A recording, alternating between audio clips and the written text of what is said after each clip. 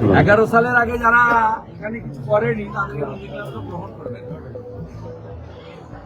মমতা ব্যানার্জি নিজে এসেছিলেন শুভেন্দুকে নন্দীগ্রাম থেকে বিচ্ছিন্ন করার জন্য, আর নন্দীগ্রামের হিন্দুরা শুভেন্দুকে জিতিয়ে শুভেন্দুকে আরো তাদের কাছে রাখার ব্যবস্থা করেছে। ওদের তৃণমূলের মমতা ব্যানার্জি নেই। আমি চাইবো 26-এর ভোটে মমতা ব্যানার্জি নন্দীগ্রামে আবার লোক। তৃণমূলের সবচেয়ে বড় এবং ওরা বলে, আমি বলি এটা চোরেদের তৃণমূলের সবচেয়ে বড় অস্ত্র, যার দাঁত গেলানো ছবি দিয়ে সব জায়গায় প্রচার করা হয়, আর যার অনুপ্রেরণায় আলিপুর চিড়িয়াখানাতে সিংহ শাবকও জন্মগ্রহণ করে। তিনি এখানে একবার হেরেছেন, আরেকবার আসেন।